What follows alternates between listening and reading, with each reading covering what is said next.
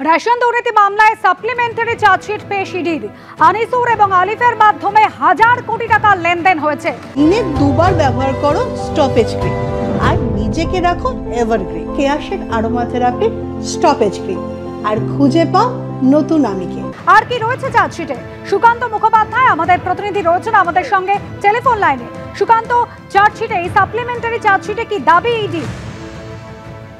দেখা একেবারে আজকে ব্যাংশাল আদালতের সিএমএম কোর্টে একটি সাপ্লিমেন্টারি বা অতিরিক্ত চার্জশিট জমা দেওয়া হয়েছে ইডির তরফে রেশন দুর্নীতি কাণ্ডে। আজকে মূলত 4 জনের বিরুদ্ধে এবং 4টি সংস্থার বিরুদ্ধে আলাদা করে এই চার্জশিট দেওয়া হয়েছে, যেখানে বাকিবুর রহমানের আলিফ রহমান এবং তার ভাই আনিসুর রহমানের বিরুদ্ধে এই চার্জশিটে উল্লেখ রয়েছে। 157 পাতার এই চার্জশিটের সাথে প্রায় 3000 নথি জমা দেওয়া হয়েছে, যেখানে প্রায় 350-এরও বেশি অ্যাকাউন্টের হদিশ মিলেছে এবং সব থেকে গুরুত্বপূর্ণ চার্জশিটে সেখানে হচ্ছে প্রায় 1000 কোটি টাকা লেনদেন করা হয়েছে, আর্থিক লেনদেন করা হয়েছে এই দুই ভাই অর্থাৎ আনিস রহমান এবং আলিফ রহমানের বিভিন্ন সংস্থার মাধ্যমে। শুধুমাত্র তাই নয়, সেখানে বাকিবুর রহমান এবং প্রাক্তন খাদ্যমন্ত্রী জ্যোতিপ্রিয় মল্লিক এই 4টি সংস্থার মাধ্যমে তাদের টাকা পয়সা বা আর্থিক তাদের লেনদেন রয়েছে, এটাও পর্যন্ত কিন্তু আজকে চার্জশিটে উল্লেখ রয়েছে। আমরা জানি এর আগে মূল চার্জশিটে সেখানে প্রাক্তন খাদ্যমন্ত্রী এবং বাকিবুর রহমানের বিরুদ্ধে চার্জশিট দেওয়া হয়েছিল। তারপরে আজকে সাপ্লিমেন্টারি চার্জশিটে মোট 4জন ব্যক্তি, যার মধ্যে আনিসুর রহমান এবং আলিফ রহমানের নাম রয়েছে। এর পাশাপাশি 4টি সংস্থারও নাম রয়েছে, যাদের মাধ্যমে এই 1000 কোটি টাকা লেনদেন করা হয়েছিল। আগামী সোমবার ইডির যে স্পেশাল কোর্ট সেখানে এই চার্জশিট নিয়ে শুনানি রয়েছে বলে আদালত সূত্রে কিন্তু খবর। ধন্যবাদ সুকান্ত।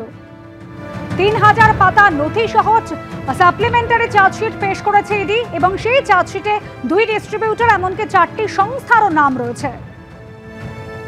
গতকাল আমাদের নার্সিং স্টাফদের ওপর 2 জন nursing staff on duty nursing স্টাফকে পুরো ফিজিক্যালি, ভার্বালি, ইমোশনালি অ্যাবিউজ করা হয়েছে।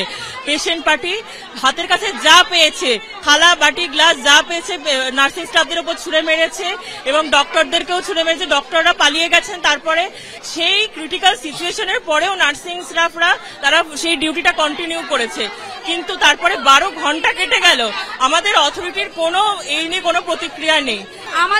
আমাদের কাছে যে আমাদের অথরিটি বলেছে যত যাই হয়ে যাক তোমরা তোমাদের কাজটা করে যাও। তোমরা কিছু করোনি তো, তোমরা কিছু বলোনি তো। এদিকে আমাদের স্টাফেরা মার খাচ্ছে, আমরা বলবো আমাদের কাছে কি শুধু কলবুক লেখো। সবার আগে আপনারা একজন সরকারি কর্মচারী, আমি এর মানেটাই বুঝলাম না। সরকারি কর্মচারী হতে গেলে যে মার খেয়ে মরতে হবে এই কথাটা কোথায় লেখা আছে? আমরা এইগুলো জেনে কাজে আসিনি।